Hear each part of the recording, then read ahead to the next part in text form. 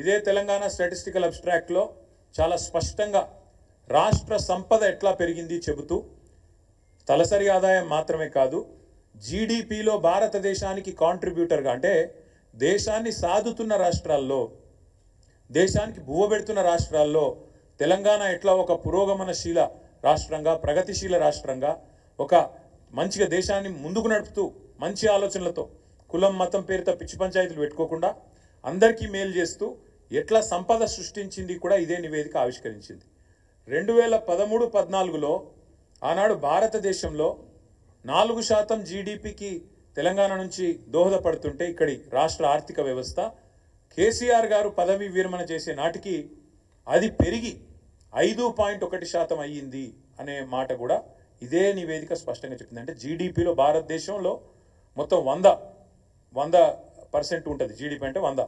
ఆ 100లో 5.1% మన తెలంగాణ నుంచి వస్తుంది. కానీ ఇక్కడ ఇంపార్టెంట్ పాయింట్ ఏంటంటే తెలంగాణ జనాభా భారతదేశంలో 2.8, కానీ మనం ఈ దేశానికి అందజేస్తున్నది జీడిపిలో సంపద సృష్టిస్తున్నది 5.1.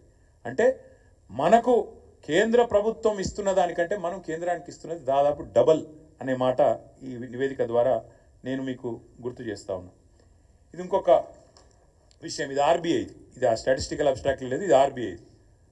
కేసీఆర్ నాయకత్వంలో 10 ఏళ్లలో స్టేట్ ఓన్డ్ ట్యాక్స్ రెవెన్యూస్లో భారతదేశంలోనే 84% సొంత ఆదాయ వనరులతో కేంద్రం మీద ఆధారపడకుండా ఇతరుల ముందు చేయి జాపకుండా సొంత ఆదాయ వనరులతో అగ్రభాగాన నెంబర్ 1గా నిలబడ్డది తెలంగాణ అని ఆర్బీఐ. ఇది మా కవిత్వం కాదు.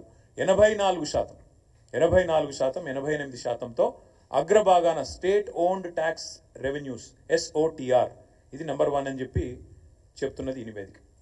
అట్లాగే ఇంకొక మాట కూడా ఈ నివేదిక చూపెడుతున్నది. ఏమంటారు ఇందులో? భారతదేశంలో మన స్థానం ఏంటిది GSDPలో మొత్తం ఓవరాల్ సైజ్ అంటే ఈ నివేదికలో ఏం చెప్పారంటే కాంగ్రెస్ వాళ్ళు మాకు అప్పచెప్పిపోయినాడు ఆనాడు ఈ రాష్ట్రం యొక్క GSDP gross state domestic product 5 లక్షల కోట్లు. కానీ ఈరోజు బట్టి విక్రమార్క గారు విడుదల చేసిన ఈ నివేదిక ప్రకారం ఈ రాష్ట్రం యొక్క GSDP 10 ఏళ్లలో కేసీఆర్ గారు 5 లక్షల కోట్ల నుంచి 15 లక్షల కోట్లకు పెంచారు అని ఈ నివేదికనే రేవంత్ రెడ్డి చెంప మీద చెల్లుమని కొడుతూ నివేదిక ఇచ్చింది. ఇది ఇక్కడ చాలా ఇంపార్టెంట్ స్లైడ్. ఇది ఇలా చూడండి మీరు. మనకంటే పైన ఎవరున్నారంటే మనకంటే చాలా భూభాగంలో జనాభాలో పెద్దదైన మహారాష్ట్ర, తమిళనాడు, ఉత్తరప్రదేశ్, కర్ణాటక, పశ్చిమ బెంగాల్, రాజస్థాన్ ఈ 6 తర్వాత తెలంగాణ. అంటే గుజరాత్ను కూడా తలదన్ని ఇవాళ తెలంగాణ 10 ఏళ్లలో ఎక్కడి నుంచి ఎక్కడికి 5 లక్షల కోట్ల నుంచి 15 లక్షల కోట్లకు GSDP పెరిగింది అని కాంగ్రెస్ ప్రభుత్వం విడుదల చేసిన నివేదిక చెప్పింది అంటే రేవంత్ రెడ్డి గారు సిగ్గు తెచ్చుకోండి అని చెప్తా ఉన్నా. ఇంకా కొంతమంది సన్నాసులు ఎలక్షన్లో లాభం కోసం మాట్లాడినారు. కాళేశ్వరం అంటేనే కమిషన్ల ప్రాజెక్టు అని చిల్లర వాగుడు, చెత్తవాగుడు, బజారు మాటలు చాలా మాట్లాడినారు. వారికి కూడా ఇదే నివేదిక సమాధానం చెప్పింది. 95వ పేజీ రేవంత్ రెడ్డి గారు 95వ పేజీ చదువుకో. మీ 95వ పేజీలో ఇదే దీనిలో స్టాటిస్టికల్ అబ్స్ట్రాక్ట్లు ఏం చెప్పిండ్రంటే రాష్ట్రంలో మరి సంపద పెరిగిందంటే ఎట్లా పెరిగిందంటే మీ వాళ్ళే రాసినారు, మీ ప్రభుత్వమే రాసిన ఈ నివేదిక.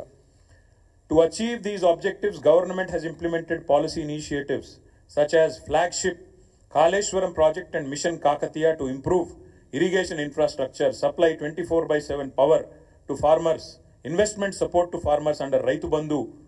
అందువల్ల సంపద పెరిగింది అంటూ కాళేశ్వరాన్ని ప్రస్తుతిస్తూ స్తుతిస్తూ అద్భుతమైన ప్రాజెక్ట్ అని చెబుతూ తెలంగాణ స్టాటిస్టికల్ అబ్స్ట్రాక్ట్లో కనీసం పాప రాసిన అధికారులను నిజాలు చెప్పారు.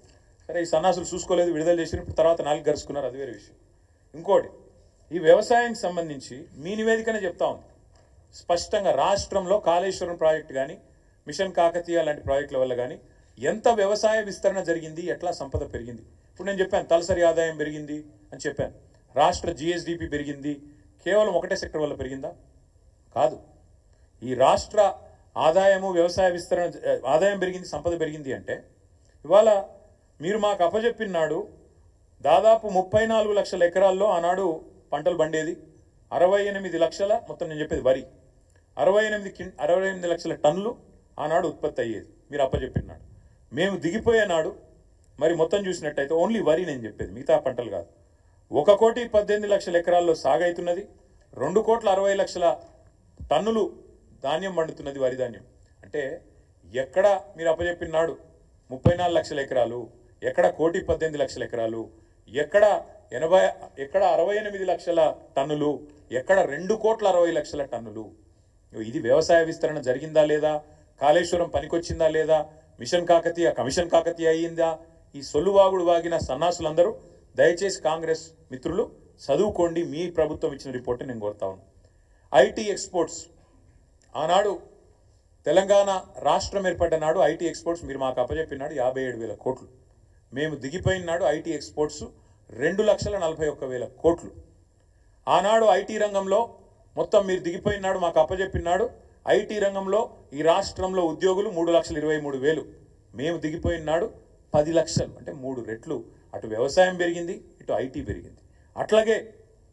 అట్లాగే మీరు ఆఖరికి యాదవ సోదరులకు, కుర్మ సోదరులకు మేము గొర్రెలు పంచి పశు సంపద, జీవ సంపద పెంచే ప్రయత్నం చేస్తుంటే, దానికి కూడా బీసీలను బలోపేతం చేసే ప్రయత్నం చేస్తుంటే దాని మీద కూడా చిల్లర మాటలు మాట్లాడారు. కానీ ఇది మీరు ఇచ్చిన రిపోర్ట్. షీప్ ప్రొడక్షన్లో number 1 in the country Telangana, జీవ సంపదలో number 1 in the country Telangana. అట్లాగే మీరే మాట్లాడినారు, మేము ఈరోజు కమిషన్ కూడా కొట్టేసినారు, పవర్లో కూడా ఏదో జరిగింది అని, విద్యుత్తులో కూడా ఏదో జరిగిందని. కానీ మళ్ళీ మీ రిపోర్టే చెప్తుంది మీరు మాట్లాడిందంతా శుద్ధ తప్పు అని. పర్ క్యాపిటల్ పవర్ కన్జంప్షన్ ఎట్లా పెరిగింది, ఎట్లా విద్యుత్ స్థాపిత సామర్థ్యం పెరిగింది, ఇది నివేదిక. ఎట్లా